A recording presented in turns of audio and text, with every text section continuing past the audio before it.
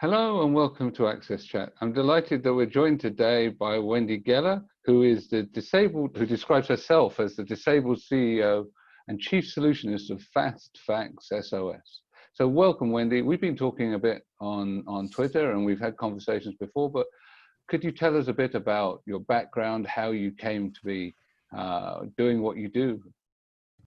Certainly. Well, I consider myself the everything emergency caller solutionist. I love to be the one to fix problems at their roots with user-friendly, accessible, and error-preventing safe technology. I became involved in modernizing how people contact emergency services starting in 2015. My focus has been on universalizing emergency caller tools for all telecommunications operating systems. Let's call it the user side of emergency calls. Imagine this: an emergency strikes, you're taken over by pain or panic, danger is close by, or you have a disability, and you can't talk or dial. How will you get rescued? You can't yet, using a mobile device, but that's going to change.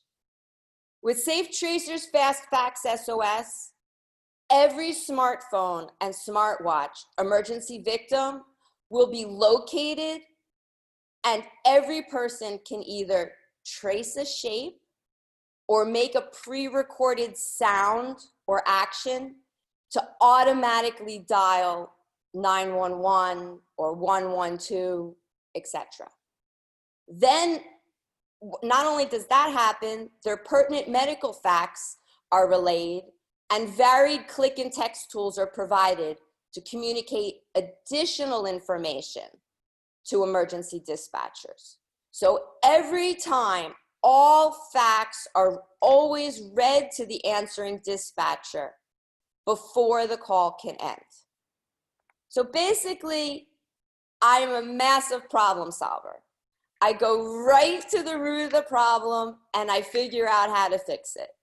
And I narrow in on the least expensive way to beneficially fulfill every possible user need, pre-emergency happening, because most people don't prepare for their first emergency situation, Sure. Especially not an emergency call.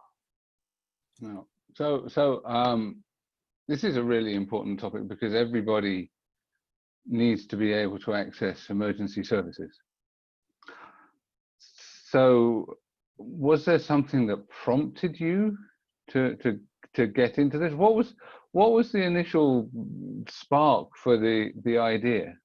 Well, originally, I designed Safe Tracer to help people that are in such close proximity to danger, or they're in so much distress that they can't talk or text emergency dispatchers. Because especially, and then right now, there's a recent average rise of 35% in domestic violence and abuse and homicides in our cities and towns. And people now more than ever need silent emergency caller protection tools globally, because their safety risk of escalated violence is tremendous, with the probability of someone overhearing them or seeing them on the phone with emergency services, or even grabbing their device and hanging up before they can relay their emergency. So I figured out the solution for a silent panic button that just can't be clicked accidentally, because no one wants the police to show up when they didn't call for them to come, especially these days. So the idea, starting, like I had said, in January 2019, after I listened to Caroline Casey present the Valuable 500 at Davos, I instantly realized how life-saving my technology could be for people with different disabilities. Growing up, my dad was deaf, my grandmother was blind, and my best friend had a heavy foreign accent that constantly made him repeat himself. But I never acknowledged their being different in any way because they weren't to me. But how they could communicate on a standard emergency call, I realized was impossible or difficult. So I set out to tweak my emergency caller screen technology to accommodate people that can't see, hear, move, or that panic, and they can't clearly answer fast or speak at all with emergency dispatchers. Wendy, I have some clarifying questions. So I know that definitely during the COVID-19 crisis, you know, the police calls are way up in the United States as the United States is really struggling. And we've now had, sadly, over 150,000 deaths due to COVID. So it's, you know, sad. I love Antonio's little cup that he's drinking from. What does it say? I can't read it. Inspire your life. Oh, cool. Cute little cup. Anyway, sorry, can you tell I have ADHD? Squirrel. Sorry. Okay, anyway, can we back up a little just for people like me? So in the United States, we call 911 whenever we get in trouble. Okay, and I know in other countries they use some similar, they have different numbers. What do they use in the UK and in Europe? 999. 999. How about you, Antonio? Is that the same? What do they use in Portugal? Yeah, we use a similar number, yes. All right, cool. Well, it's just interesting. And I think sometimes I think we think it's all the same, right? So in the United States, we're 911. I just thought it would be interesting to notice different numbers. That's another reason. There's 130 different emergency number combinations worldwide. All right, cool. So just so that we all understand what we're talking about. So it's a number I'm going to call, and I'm going to have an emergency, and I need to make sure that somebody comes and helps me. Yeah. And so, yes. In Europe, in the whole space of the European Union, we all use 112 within the whole countries. So the system was a bit different a few years ago, and then it was unified. So every citizen, wherever country, place you are traveling, you know that 112 is the number. So 112 is the emergency number for the EU, which I think is really good because once again, right, Antonio? So anyway, so I just wanted to make sure everybody knew what we were talking about. And, but then, so I'm in trouble and I call this, hopefully I have the ability to call. I have the ability to speak. I'm just trying to clarify. Okay. So let me I just want to create a baseline so that we all are on the same topic. And so, myself, I actually called emergency services a few months ago because my husband responded to a virus in a way that freaked me out. And I was just really scared. It was right before COVID hit and I just was really freaked out. And so I called the emergency services, and it was such a blessing when somebody's on the other end of the phone and able to talk me down because I was a little hysterical, right? But then I think of one of my business associates, Rosemary, and Rosemary cannot speak. So there's so many amazing things she can do, but she cannot speak. And so you think, what happens to Rosemary when she calls for an emergency? What happens to somebody that's deaf? And as you said, what happens to somebody that maybe they're having a stroke or somebody's in their home and they don't want you to be heard? So I just wanted to level set that's what we're talking about. Correct, Wendy?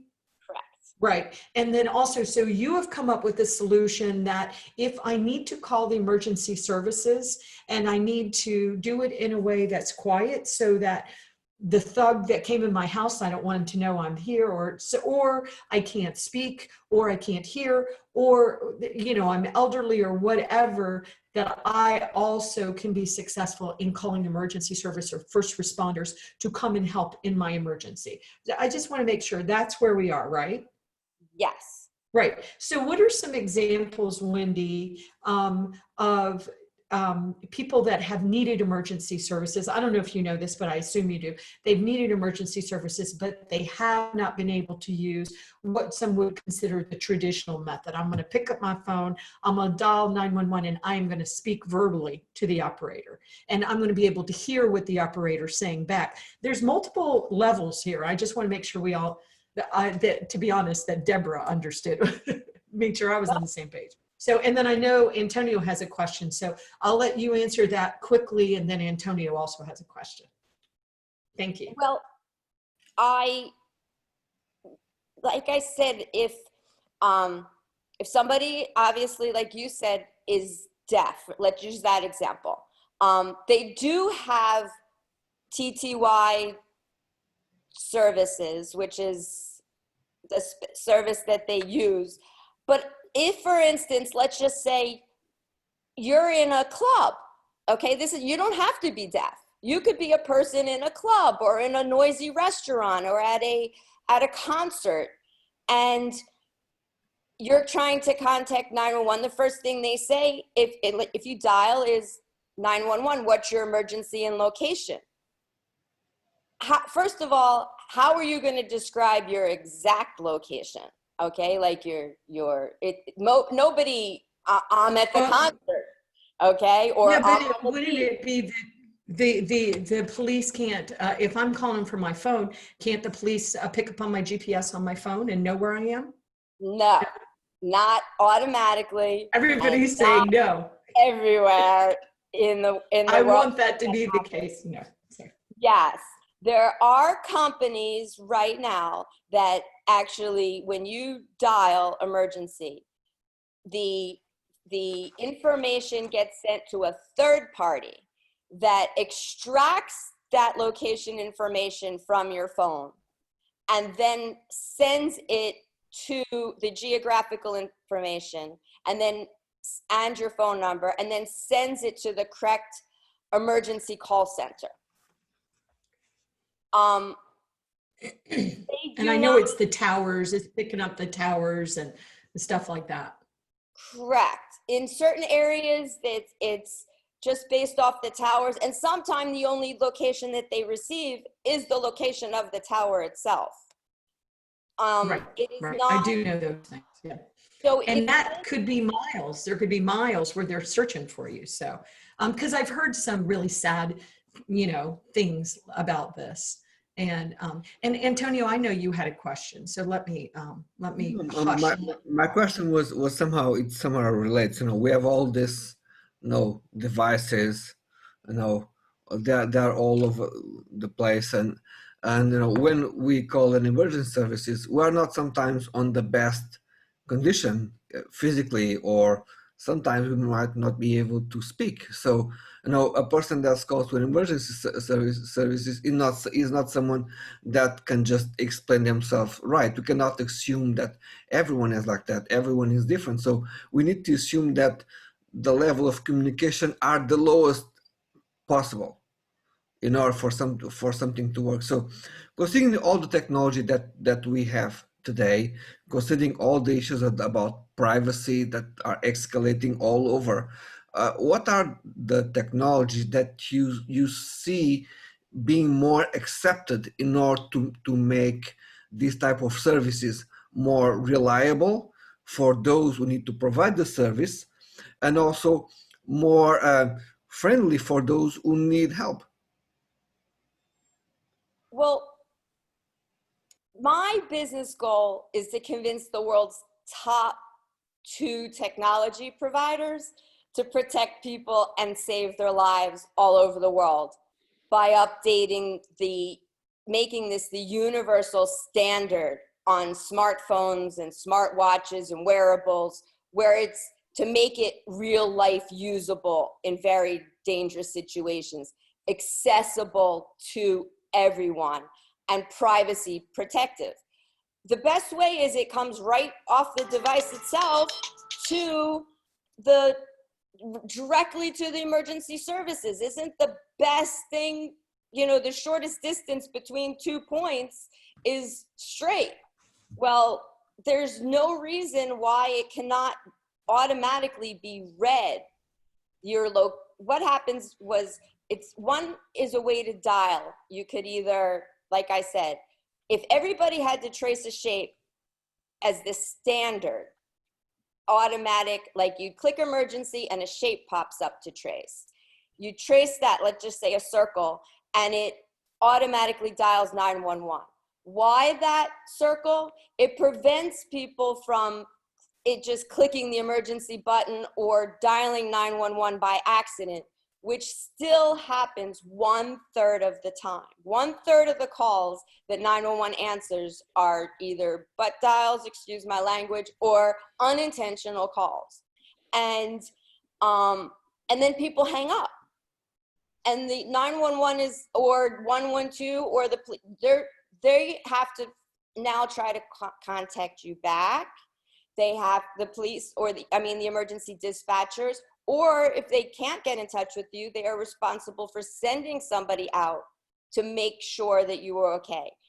Versus with every single phone call, they get the phone number, they get the location read, and then any text that the person would like to text gets read aloud, gets translated to the proper language of that country, or even read in the usual dialect to the responding, to the answering dispatcher.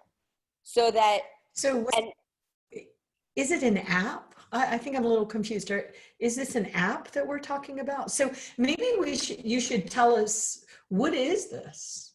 Okay. I mean, is it an app that I put on my phone? And so I'm a little, I understand. Thank you for taking the time to explain what we were talking about. I also was thinking, when I called my recent call, I was really freaked out. I was really scared, and I couldn't talk very well because I was crying, and I was trying to get unhysterical because I knew they couldn't understand me. And so, everybody needs this, obviously. But I also do want to just say a stupid point, in that one time the police showed up at my grandmother's house, and they said, no, they didn't. They wound up not coming, but they called us.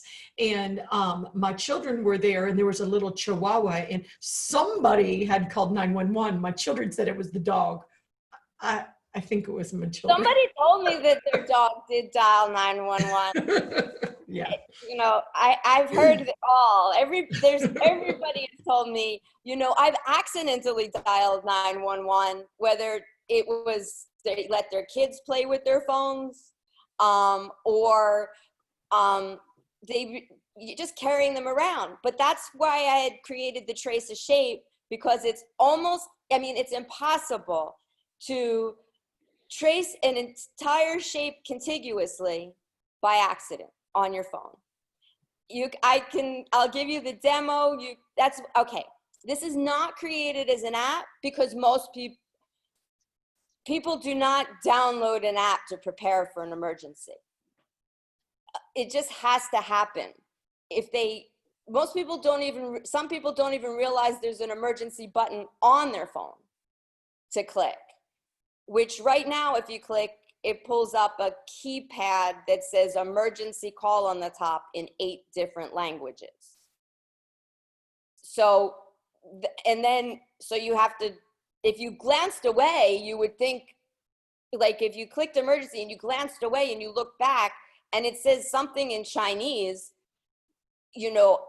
I don't speak Chinese. I would be like, I must be in the wrong place, and just go back and try to get my keypad to dial 911. But anyway, instead, you would click emergency and a shape would show up. They could have various shapes, so that it would be very hard to hack someone's phone and know what shape would be showing up to make like some sort of false calls. Like it would make it very hard to mass dial 911, making it seem like it came from people's phones. Right, but it's not your phone. Is this a different device that I have to carry around? I'm still No, no, confused no, about, Deborah, maybe I can interject. Wait, let me, So I'm so it's a sorry. I'm standard. so sorry. The idea is that it becomes a standard so that it gets built into your devices. So it's like Oh, the idea is is that okay? that it's a Sorry. design that can be implemented by any of the mobile phone providers, right? Am I correct, Wendy? correct. Well, see, Apple's iOS and Google's Android operating systems control the emergency caller screens and functionality of all 3 billion active devices today. So every mobile device user, they deserve to have the best embedded emergency caller and text tools to easily connect and communicate fast and error-free when they're in danger. So it's Apple and Google that have to make the change. They control it. That's how I went back to the root of the problem. So, And you don't mean Google, you mean Android, Android, right? yes. All right, Google's cool. Android, I apologize, and Apple's iOS. Those are the two main operating systems that control the 3 billion devices. So it's really convincing them to make the change, because all of these apps that are available, less than 10% of the population has downloaded them anywhere. So, like I said, people don't prepare for their first emergency call, or even after.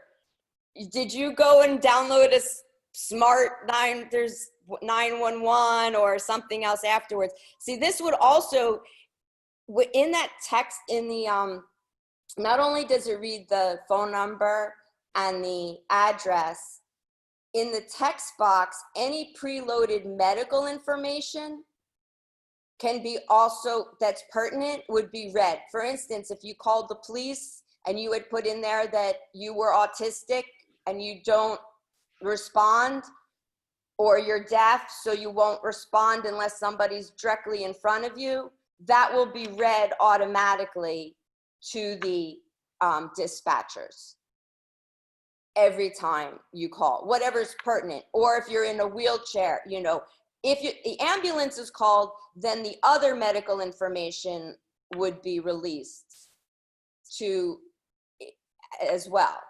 So I've got another question for you, Wendy.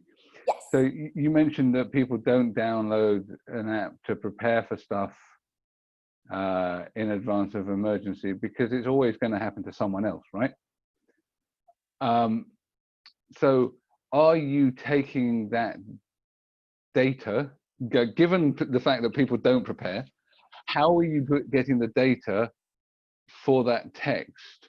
Are you taking that from the health information and the personal information that's already on the phone? Is that how it will be done, so that you're not reliant on the individual having to put that extra information in? Or do you have a default which will always be said? Yes, it would be a default, but it would also, that would have to be provided. I was assuming when they, just like they have, it says medical info now on your phone, which is optional. I felt that as they rolled out this option and told people about it, just 911, your emergency call service has been updated, and you have an option at that time to enter any health information that you would like to emergency services. So as your phone automatically updates, because it came from the iOS or the Android, it would ask you at that time. If you didn't mention it, at least you have the standard way of tracing a shape to contact the services, and you have the option of muting that call to make it silent and to send texts. But yes, the medical information would be necessary to download ahead of time or give permission for your records. So Wendy, so now that I've caught up, I definitely should drink more coffee in the morning, but now that I've caught up, and it's interesting the point that you made about the apps and the 911 apps, because I love my apps. I download them all the time. But so what kind of progress have you made working with Apple iOS or with Android to adopt these kinds? Because it seems like a very important thing to do, but it also seems like a very tedious, hard thing to do, only because anytime you get to change the way society does things, you know, it seems like, do we have to, I guess we wouldn't have to legislate this, but how do you get the Apples, and I say Android because yes, Android is tied to Google, but of course there are other phones, you know, so Huawei, for example, or Samsung, or Well, I'm sure I'm Samsung leaving. Android as their operating. Yes, and so does Huawei. So does Huawei, and so does Google. You know, blah blah blah. So I think there's only two right now. Though there's just Apple and there's Android. But how do you get them to adopt this? That's the Big question. Okay. So have you I've gone? been influencing them. I've been connecting with all of their executives, and from it's a very interesting mix, because I'm in the absolute zone where public safety and accessibility merge. Public safety does not have accessibility people focused on their user parts right now. Well, I know that Marcy is, though I know that at WID we're really focused on emergency response. So it seems like part of it would be getting, and I understand this is not just for people with disabilities. This is it actually would benefit all people. But have you gotten, you know, talked to some of these large disability groups about getting behind it and helping advocate for this? Yes, I have, as well as many of the people for, sorry, I was getting, I'm not used to things clicking on thing. The best, I did meet with Apple's worldwide public safety lead last August with my public safety advisor, as well as my patent attorney. And he said himself, this needs to be on every phone, universally, not just Apple.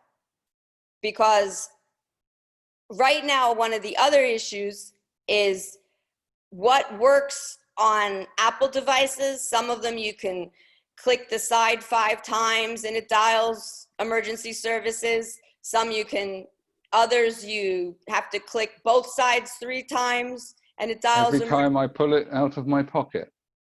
Oh, that's how you dial emergency services. Well, no, because you squeeze the 2 buttons there, which is exactly where you grab the phone when you're trying to pull it out of your pocket. It's a poor design.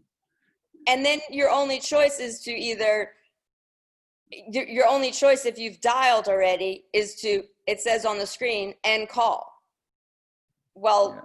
That doesn't help emergency services, because the call's still going to ring and there's not going to be any information on the phone, you know, on the emergency service. And also they then ring you back. So you're wasting their resources. Yes. So, and this is a significant issue for public safety, because what's happening is you're taking the resources away from real emergencies. So, you know, while someone's calling me back to find out that once again, I've just been trying to pull the phone out of my trousers, someone else may not be benefiting from medical aid or police help. So a different way of activating emergency contact seems to me like a very good idea. But I'd like to wind back even further, right, back to the beginning, because you describe yourself as this disabled CEO and problem solver. And we've talked about it offline, but you haven't talked about it here, and we're a disability community, and obviously you've talked about your family, but you've been on your own disability journey. So perhaps you could tell us a bit about that, because I think our audience are also going to be very interested in some of the motivation behind why you're so passionate about this. So can you tell us a bit about your personal journey, Wendy? Sure. Well, I got Lyme disease when I was 35, so 16 years ago. And it totally changed my life. I mean, I was Superwoman who got up at 6 o'clock in the morning and worked out, and I took my kids to school, and then I went to our family car dealership that I was the president of. And I really, then I picked my children up and take them to all their sports. I taught them all their sports, and I got Lyme disease, and for years, I can barely get out of bed. I am the exhaustion, the pain, and I had to change my life. So I said, we had lived in New Jersey at the time. The car dealership was 14 miles from our house, but it was an hour and a half to 2 hour commute with traffic. And I said, there has to be a better way. So we picked up in 2005 and we moved to North Carolina, where we just made life easier. And the car dealership was 3 miles away. And we put everything we went exclusively online sales. And we put all the cars in a giant warehouse, and it made life much better. So good that now 2 of my children have gone into the business and are managing it. And the other one actually has his own social media business that he runs. So it really, then I said, this is really too much for me to go in all the time, to go in. So I was home. I had actually, come up with, I said, let me see if I could invent things on the computer, because I had time and my children were grown.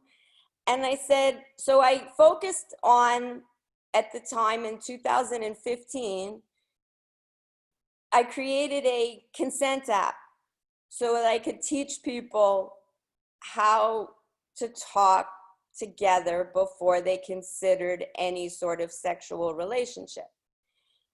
What came out of that was people said to me online, it was my first Twitter experience, where I got negative things of, well, what happens if sexual consent turns into an assault situation? And I said, well, people can't exactly, sit up and dial 911 or go into the bathroom and, call for emergency services or help. And this is just sitting here. I said, I can do this. It doesn't matter. I don't have to wake up at 6 in the morning. I can create these things during my best hours, which happen to start at 10 o'clock at night till about 3 o'clock in the morning.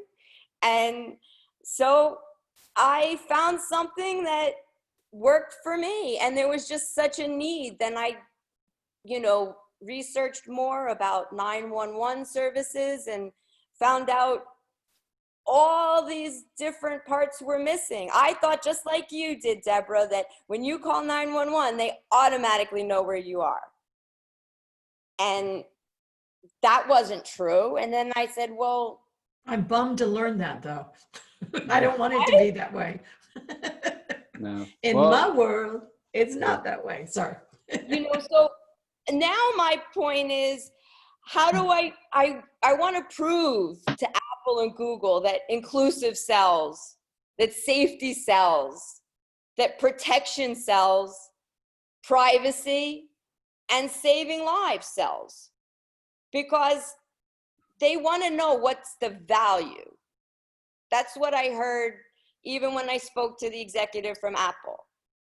They're going to know. He said, I know that this should come from the social responsibility department, was his words. However, it has to add value.